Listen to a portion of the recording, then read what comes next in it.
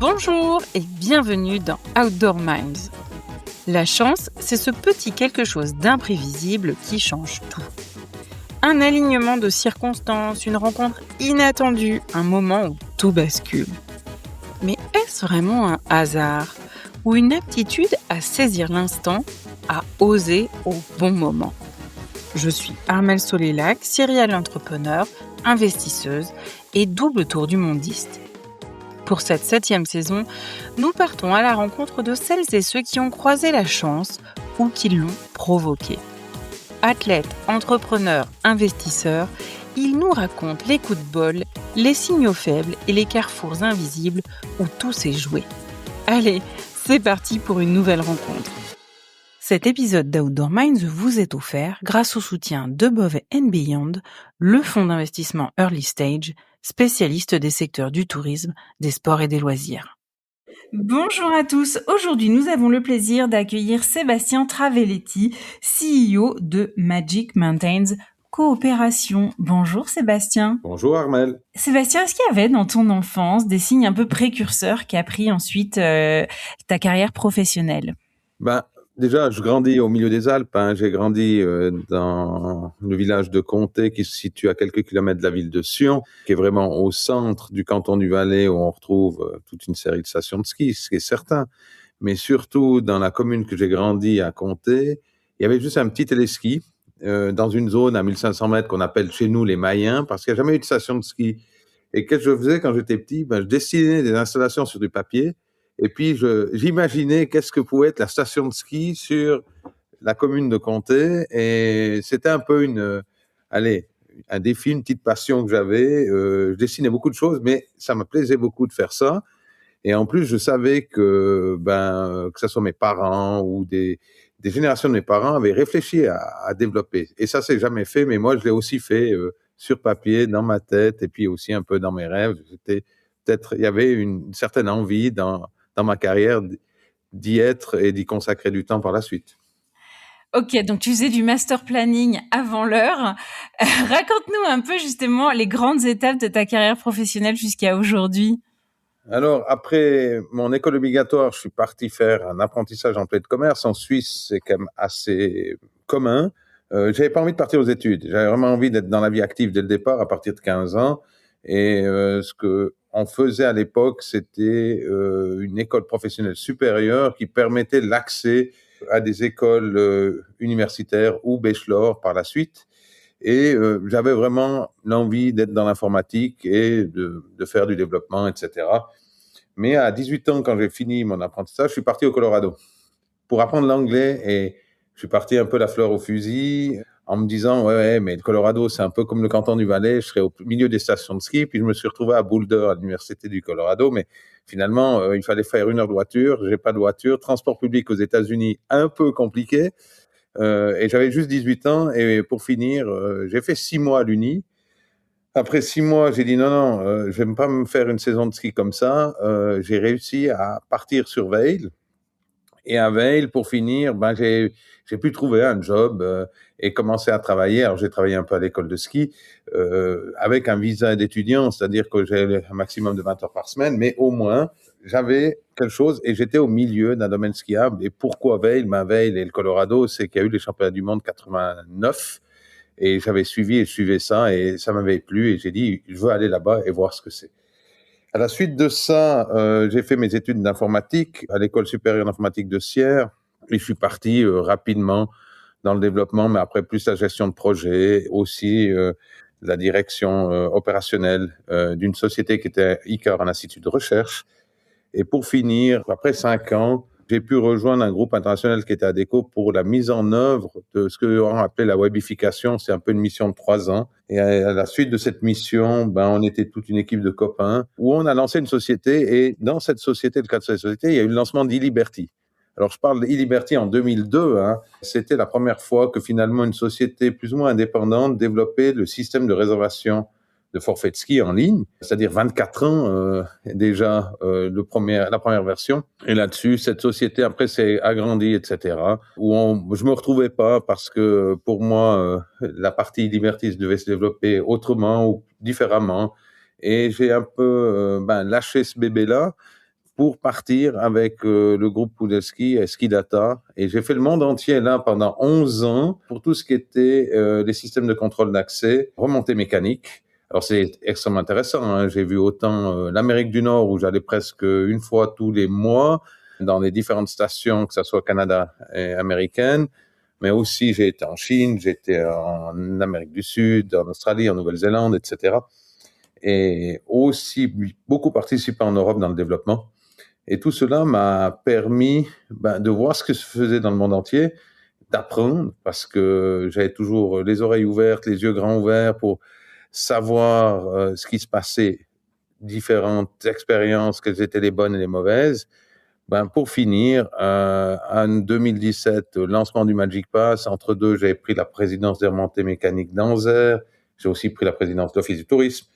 Et tout ça a tourné autour des remontées mécaniques du ski. Et aussi, à un moment donné, j'ai fait pendant 6 ans asset manager pour un fonds d'investissement dans des résidences touristiques, le groupe Swiss Peak Resort. Et tout ça a amené au fur et à mesure à arriver à aujourd'hui où j'ai repris le poste de directeur général pour le Magic Pass, compte tenu de l'évolution et de son développement. Et c'est hyper intéressant parce que je touche un peu à tout, mais je suis aussi en relation avec une centaine de remontées mécaniques qui est très intéressante dans ce cadre-là. Dans 3 pays. Dans 3 pays, exactement. Est-ce que justement, tu peux nous présenter un petit peu Magic Mountain Corporation? C'est quoi l'histoire derrière cette organisation et quelle est votre proposition de valeur, notamment par rapport à d'autres mégapass qui peuvent exister dans le monde? Alors, il faut faire peut-être un petit historique sur Magic Mountain Corporation. On revient en Suisse d'années très très difficiles, hein. Les journées skieurs en Suisse sont passées des années 2007-2008 à environ 30 millions de journées skieurs.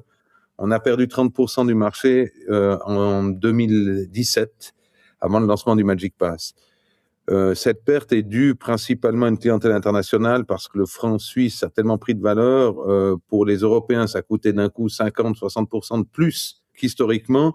Et en plus, le coût de la vie en Suisse est cher. Il y avait une grosse différence du point de vue offre et tarif entre la France, l'Autriche, l'Italie et la Suisse. Et la Suisse n'arrivait plus à attirer de la clientèle internationale. De ce fait-là, il y avait des réflexions comment essayer de sortir de cette problématique. Parce que quand on perd 30% aujourd'hui, 30% c'est à peu près ce qu'on doit faire en EBITDA, voire en 30 et 40. C'est-à-dire qu'on sortait plus rien et on avait des gros problèmes opérationnels et surtout de réinvestissement futur. Et là-dessus, en 2016, c'est surtout SASFE qui a lancé un pavé dans la mare en créant ce qu'ils ont appelé la Winter Card, qui était finalement un forfait saison en crowdfunding avec 600 000 personnes souscrivaient. À l'historique, c'était 200 €, c'est 222 francs suisses le coût. Et eux se sont dit, s'il y a 100 000, on y va. Et même, ils l'ont eu 90 000, ils l'ont accepté parce que quand on a 20 millions d'euros dans la poche, on va pas dire non si on n'appuie pas sur le bouton. Ils ont appuyé et ça a mis vraiment toutes les remontées mécaniques en Suisse en pleine réflexion, puis de se dire qu'est-ce qu'on fait. Et dans ce cadre-là, avec 3 amis et aussi 3 collègues, qui sont Pierre Besson, qui était à l'époque directeur des remontées mécaniques de Télé-Villard-Gris en Diableret, Pascal Bourquin à Gris-Menzinal et Jean-Daniel Climat, qui est président de l'Office du tourisme de Crans-Montana et hôtelier. Et les 4, on s'est mis autour de la table, on a dit, mais si on le fait chacun de manière individuelle, on est mort parce qu'on va juste faire une concurrence sur la tarification sans créer de valeur et sans finalement développer le marché. Et c'est là qu'est né le Magic Pass en se disant, OK, on va s'inspirer de l'Epic Pass parce que finalement le leader mondial arrive, pourquoi nous on n'arriverait pas? On va s'inspirer aussi finalement des contacts que j'avais aux États-Unis et au final de l'expérience acquise de chacun pour essayer de trouver finalement le bon compromis entre une offre qui permet de développer du volume et nous permet de recréer des journées skieurs et surtout s'adresser à une clientèle pour nous de proximité, c'est-à-dire surtout suisse, parce qu'on sait que cette clientèle, on peut l'avoir. Ça, c'était le gros défi. Mais c'était surtout le gros défi de se rendre compte qu'il fallait mettre, au départ, on était 25 remontées mécaniques ensemble, et essayer de mettre cette mayonnaise ensemble est pas évident. Par contre, ce qui a été extrêmement intéressant dans le développement, Et ça, c'est dû à Jean-Daniel Clivin, parce que moi, je suis pas tellement pour une société coopérative, je suis plus dans une société anonyme en création de valeur actionnariale. Et il nous a fait, dès le départ, mais que ça soit à Pierre Besson, à Pascal, non, faut faire une société coopérative. Et nous, on était, je veux pas dire sceptiques, mais on était un peu, ouais, mais attends, c'est pas standard, etc. Et la société coopérative en Suisse a deux différences par rapport à une société anonyme. Un, elle n'a pas le droit de dégager du bénéfice. C'est en cas de bénéfice, ça doit être redistribué aux sociétaires. On appelle finalement un actionnaire en Suisse, on appelle un sociétaire dans une société coopérative. Mais chaque sociétaire a exactement la même voix, c'est-à-dire une voix chacun, et paye exactement le même prix finalement de l'action, que ça soit grande, petite, etc.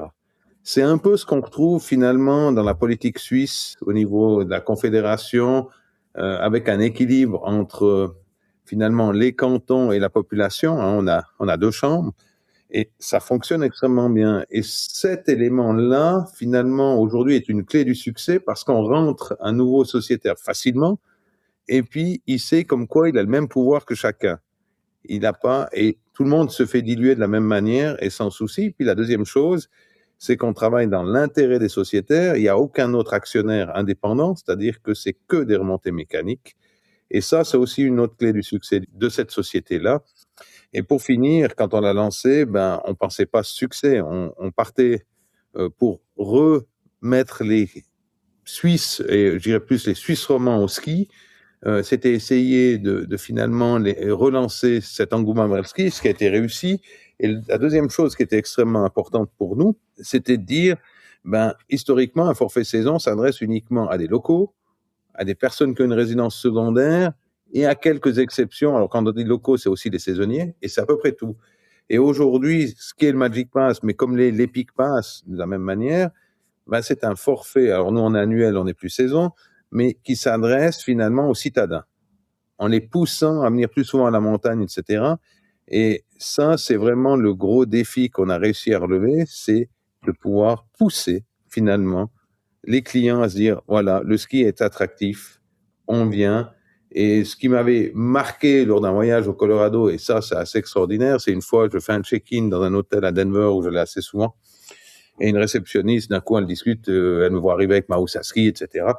Et puis, elle me dit, ah, vous venez skier? Je dis, oui, oui. Ah, mais moi aussi. Et puis, je dis, ah, mais vous skiez? Non, non, j'ai pas encore appris, mais j'ai mon Epic Pass.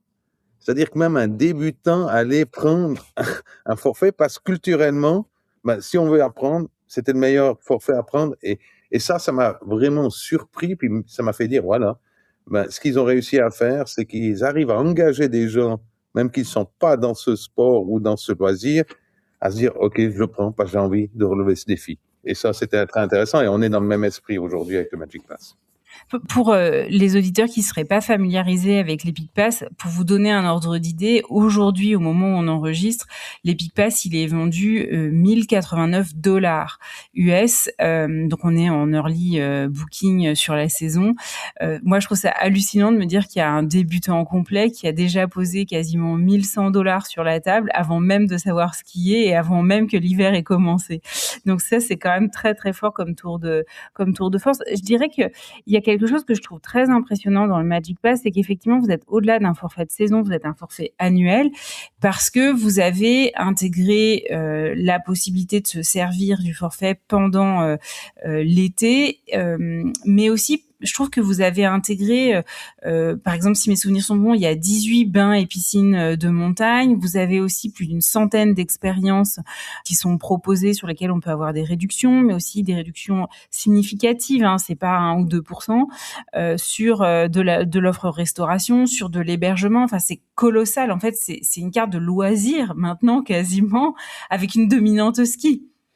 Alors, l'évolution a voulu que deux éléments importants, c'est qu'on a régénéré la journée skieur, on a régénéré du volume, et on le sait très clairement, aujourd'hui, le coût du ski dans un séjour représente entre 15 et 20% du total du séjour. Et pour nous, ce qui est extrêmement important, c'est que toute la chaîne de valeur au niveau des destinations de montagne, que ça soit l'hôtellerie, la gastronomie, mais aussi les magasins de sport, l'école de ski, etc., tout le monde en bénéficie. Et ce qui était extrêmement important pour nous, c'est que cette chaîne de valeur travaille tous ensemble. Alors, on n'a pas réussi partout, mais de plus en plus, on le voit. Et dans chaque nouvelle destination qu'on rentre, il y a vraiment un effet exceptionnel. Et je crois que on a rentré, je dirais, une destination comme Gstaad il y a une année en arrière.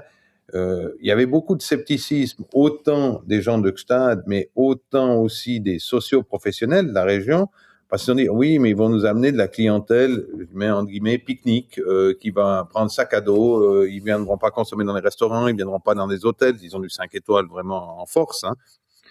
Ben, quand on voyait que l'hôtellerie progresse au niveau nuitée de presque 10% et avec l'hôtellerie haut de gamme, vous voyez que la restauration, elle, dans le ticket moyen, progresse de 30%, c'est-à-dire que on voit que vraiment les clients qui ont le Magic Pass ont aussi des moyens, et comme ils n'ont pas payé leur journée de ski, parce que c'est oublié, ils l'ont payé 6-8 mois à l'avance, ben, ils ouvrent le porte-monnaie. Et il y a vraiment un effet dans toute la chaîne qui est extrêmement importante. Et on a les chiffres au niveau de Gstaad, hein, Gstaad qui va faire une progression en journée skieur en rentrant dans le Magic Pass de plus 35%. Eux annoncent un impact complémentaire sur la destination, hein, c'est-à-dire tout ce qui est la chaîne de valeur, entre 50 et 60 millions générés de chiffre d'affaires supplémentaires. Alors, les études vont bientôt être publiées, mais ça démontre clairement comme quoi cet élément-là, il est clé. Et cet élément-là, si je reprends dans mon expérience personnelle, c'est une fois que j'ai lu un interview, et je connais très bien Rob Katz, qui est maintenant nouveau le CEO de Vail Resort, hein, qui a été président. Il a déclaré une seule phrase. Le ski est un business de volume, n'est pas un business d'exclusivité, etc., compte tenu des investissements, compte tenu des capacités qu'on a, et on doit créer du volume. Et la seule manière aujourd'hui de créer du volume pour nous, hein, en Suisse, après il y en a de ceux qui ont d'autres solutions, ben, il est clair qu'on est obligé de donner un accès facilité, de créer de la convenience, comme on dit en anglais, hein, de faciliter l'accès à la montagne. Et ça a été réalisé grâce au Magic Pass. Et puis après, il y a tous les revenus indirects ou induits qui sont extrêmement importants.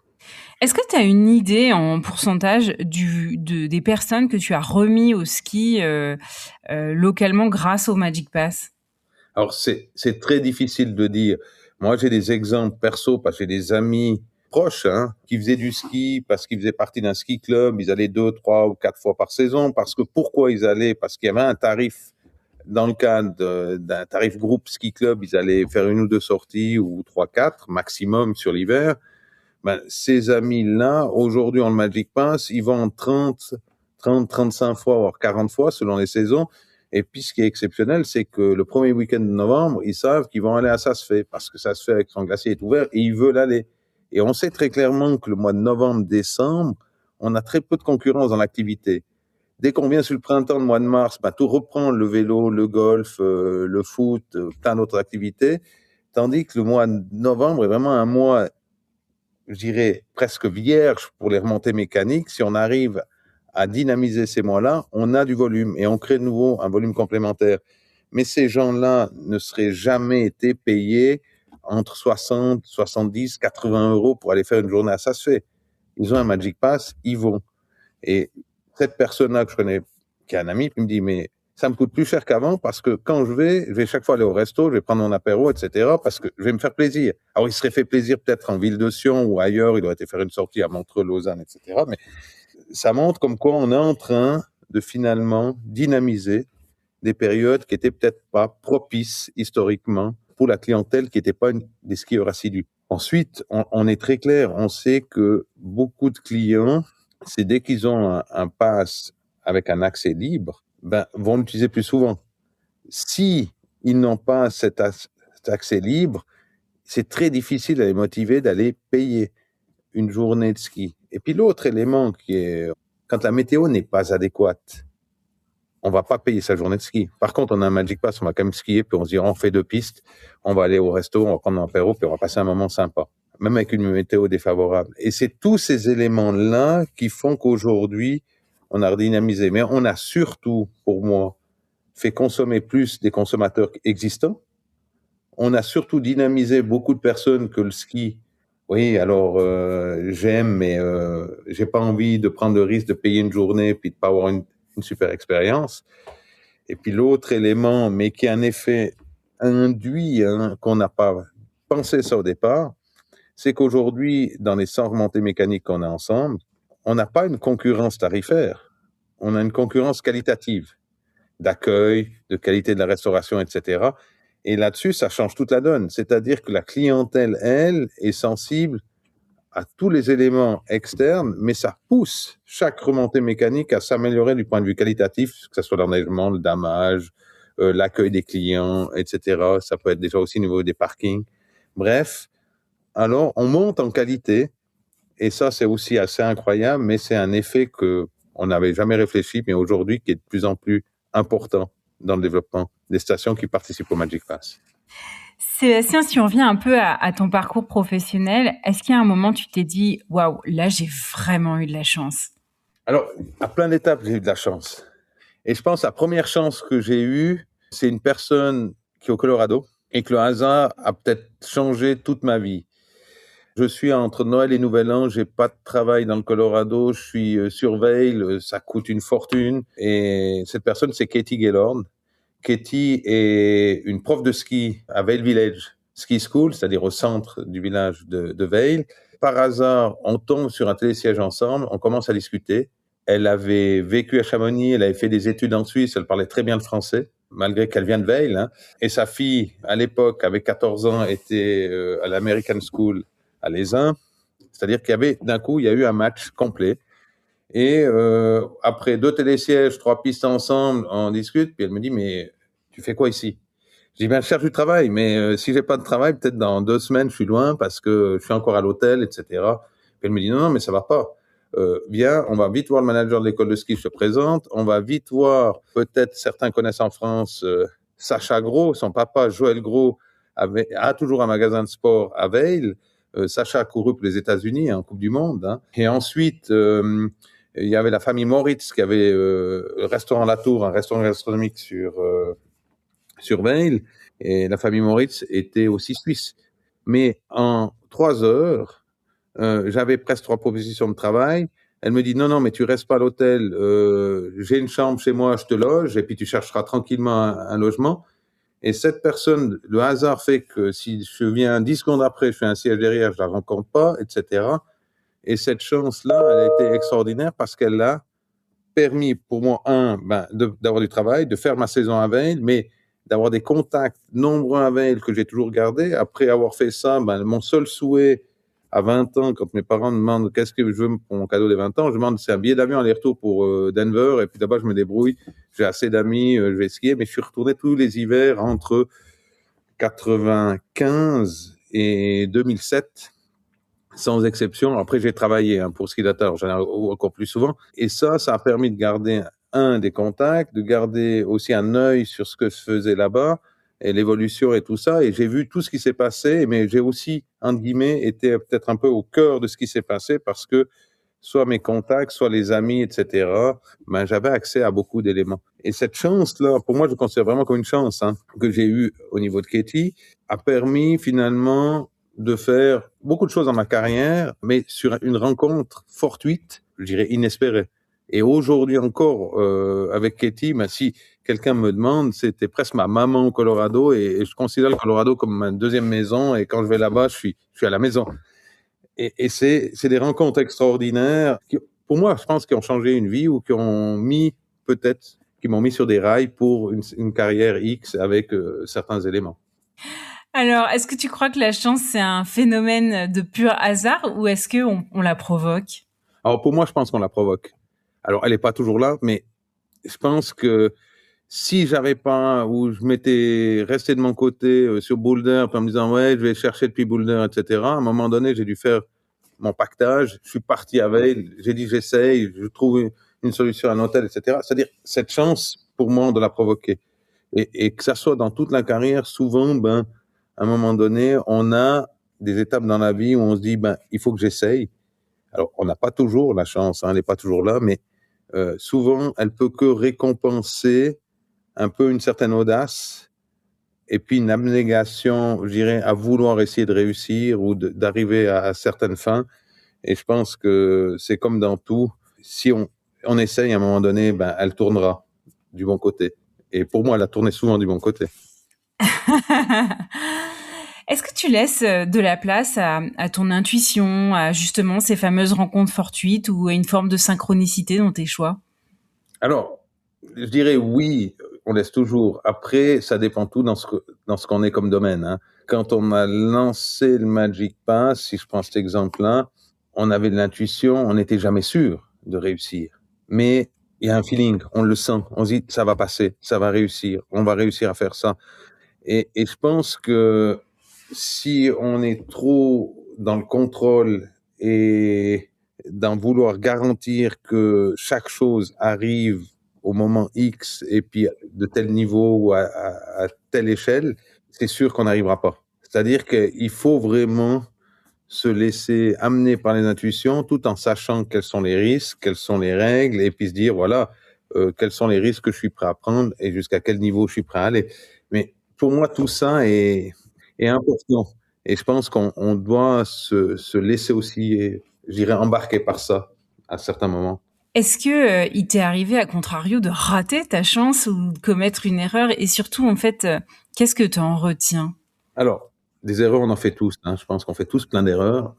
Après, pour moi, l'erreur, ce que je dis souvent, l'erreur est humaine, mais que ça soit à moi-même ou aux équipes, hein, avec laquelle je travaille, ce qu'il faut surtout éviter, c'est de la faire deux fois. Et là, je pense que c'est important, mais l'erreur nous permet d'apprendre. On doit apprendre nos erreurs et puis on doit apprendre à ne plus les faire et à trouver des solutions. Maintenant, j'ai eu de la chance que certaines fois, je dirais, dans mes erreurs ou dans un choix peut-être pas opportun, j'ai souvent réussi à retrouver rapidement, je dirais, la bonne voie. C'est que je ressasse pas l'erreur, je passe direct au sujet suivant. Ok, c'est passé, maintenant on trouve soit des nouvelles solutions ou on passe à autre chose. Je suis quelqu'un qui est quand même souvent, comme on le dit, mes amis le disent et tout ça, ou ma famille, t'es sur des rails, c'est impossible de te faire dérailler. Mais l'erreur, à un moment donné, ben, on doit continuer son chemin. Et puis, je pense qu'on peut regarder derrière pour apprendre, mais on doit laisser derrière. Et puis, on doit avancer. Et je pense que ça, c'est pour moi ce qui est le plus important, c'est continuer à avancer. Et c'est là où je pense qu'on doit être un peu, des fois, pas dire égoïste, mais vis-à-vis de certaines choses. Ok, ben, c'est fait, on peut rien y changer. Et puis, j'ai aussi un leitmotiv par rapport à ça, c'est que si on se donne et on fait le maximum, ben on se dira, bah oui, il y a une erreur, ça a été fait, mais j'ai fait ce qui était nécessaire. C'est-à-dire que si dans soi-même on est capable de se dire ça, ben on est capable de passer à la suite et puis d'aller de l'avant. Mais aujourd'hui, j'ai pas eu d'erreur je dirais, qui m'a impacté à me dire, attends, là ça peut plus aller, j'arrive plus à avancer, j'arrive plus à, à construire, etc. Quand tu es dans les moments difficiles, où est-ce que tu vas appuyer ta motivation? Comment tu fais pour rebondir? Alors, j'ai une chose, bon, j'adore la montagne, hein. Et souvent, allez, si on est à une période où je peux mettre les skis, je pars et je vais me faire du ski tranquille. Alors, ça peut être, ben, souvent dès la fin septembre, je suis à Zermatt, souvent tous les week-ends sur le glacier pour faire du ski. Toute cette période-là, pour moi, ben, c'est me retrouver même des fois seul en montagne, de pouvoir juste penser à rien, profiter d'une passion qui est le ski, et puis ça me fait vraiment un bien fou. Puis si on est à une autre période où c'est un peu plus difficile de faire du ski, comme au mois de juillet, etc., mais la montagne reste pour moi quelque chose, mais c'était plutôt ben, soit le vélo, soit la marche. J'aime bien, dans ces cas de figure-là, c'est presque me dire, je m'isole, et puis je suis avec moi-même. Mais l'idée, c'est pas de ressasser, c'est juste d'évacuer, puis d'avancer après la suite. Quel est le meilleur conseil qu'on t'ait donné, Sébastien? Bonne question.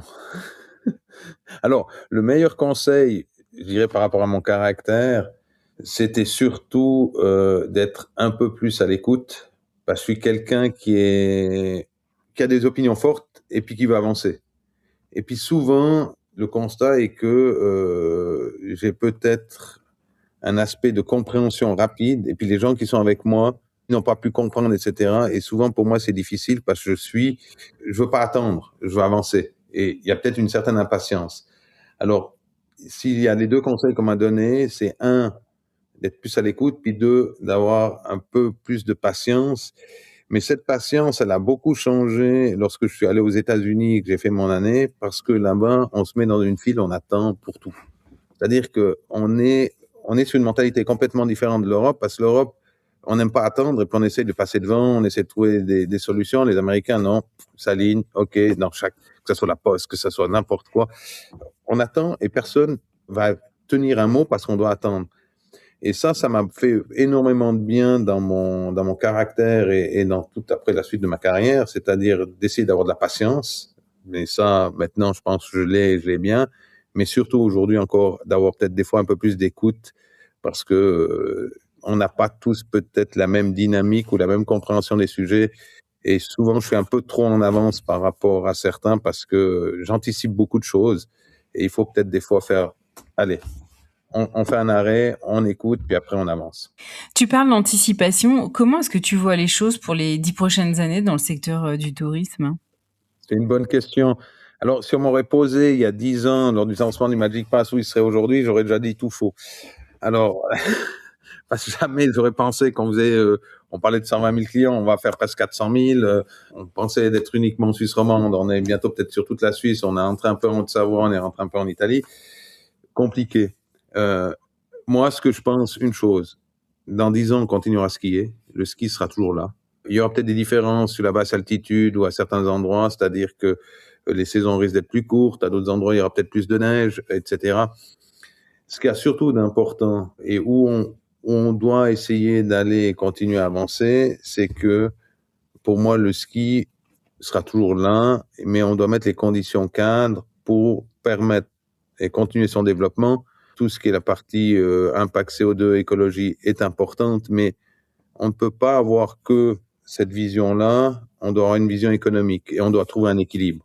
Et pour moi, je pense que d'ici 10 ans, l'équilibre sera trouvé, ou peut-être que l'été qui faisait encore, il y a peut-être 5-6 ans en arrière, avant Covid, entre 3 et 5% des entrées en Suisse, à l'exception des sites comme Zermatt, qui sont plutôt des sites à l'année, mais ou Chamonix, si je prendrais en France, on est en train de basculer peut-être entre un 20, aujourd'hui on va pas loin d'atteindre 20% pour beaucoup, et on sera pas loin peut-être 30 ou 35%. Mais ce qui est important, c'est tout cet équilibre et que économiquement, on a une valeur importante dans les régions de montagne.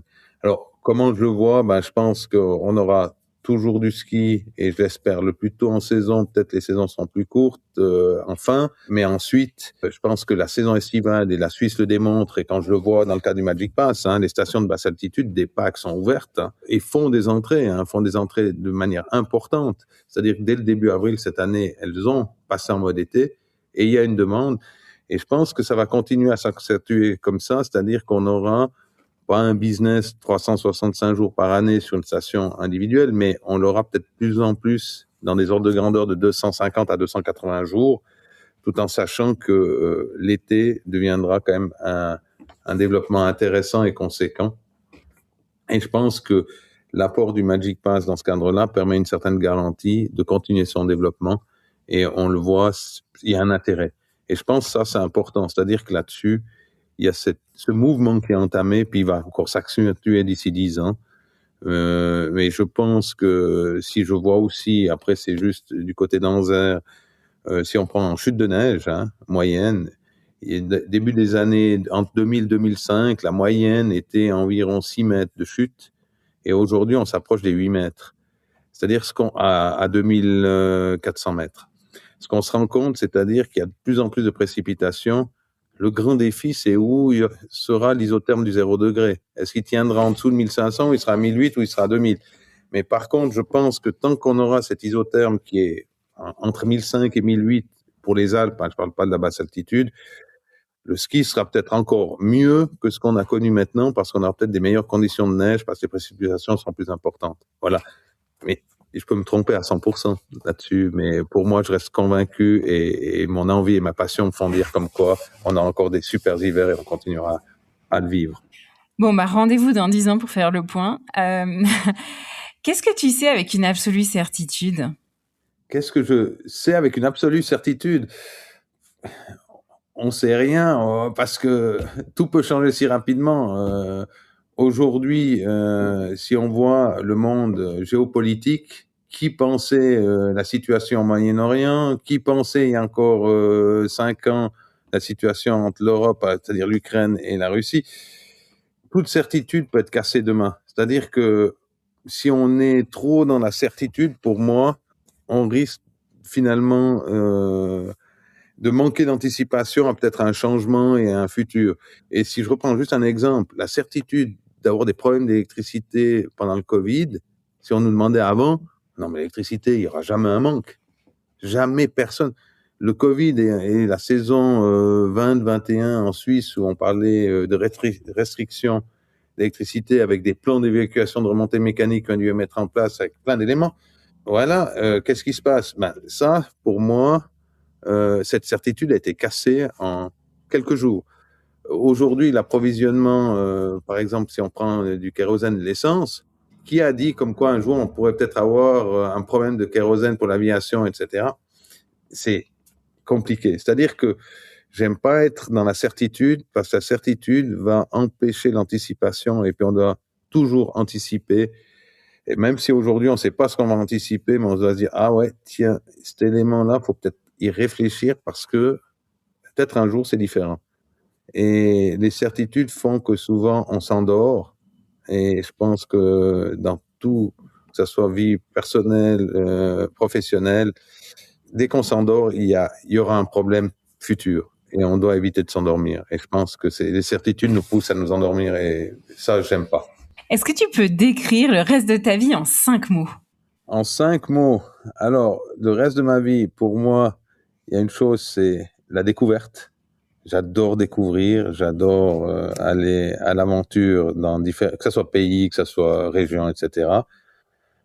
Une autre chose que j'aime bien, c'est le sport en général, hein, mais le sport pour moi-même aussi parce que j'adore que ça soit pour moi le golf, le vélo, le ski, c'était clair, mais aussi toute activité sportive, c'est toujours intéressant. Et puis après, il y a une autre chose dans ma vie que j'apprécie beaucoup, c'est l'actualité. Je suis quelqu'un qui lit beaucoup l'actualité, qui est aussi très critique par rapport à ça, et j'aime bien débattre de ça. Et puis après, si on va un pas plus loin, alors j'en ferai jamais, mais la politique est toujours intéressante parce que la politique nous permet d'arriver à certains projets. Je suis quelqu'un qui aime aussi bien le débat politique parce que je pense qu'il est important. Surtout, en Suisse, on a la chance de vivre dans une démocratie directe qui est très intéressante. Et puis, si je dois prendre un dernier, je prendrai le terme passion, parce que si on fait, que ce soit n'importe quoi, nouveau vie personnelle ou professionnelle, pour moi, la passion est importante. Dès qu'on a la passion, on a beaucoup plus de chances de réussite que sans la passion. Si on fait quelque chose sans passion, pour moi, il y a un souci. Et tout ce que j'aime faire et avancer, c'est surtout avec la passion. Un très grand merci, Sébastien Travelletti, CEO de Magic Mountain Coopération, d'avoir été notre invité sur cet épisode. Merci, Armelle. Voici les 4 points clés à retenir de cet épisode. Le premier, c'est que la chance n'est pas toujours là, mais elle finit toujours par récompenser l'audace et l'abnégation. Le deuxième point, c'est que, à être trop dans le contrôle, on bride ses chances. Il faut accepter une forme de lâcher prise et que les choses se fassent par elles-mêmes.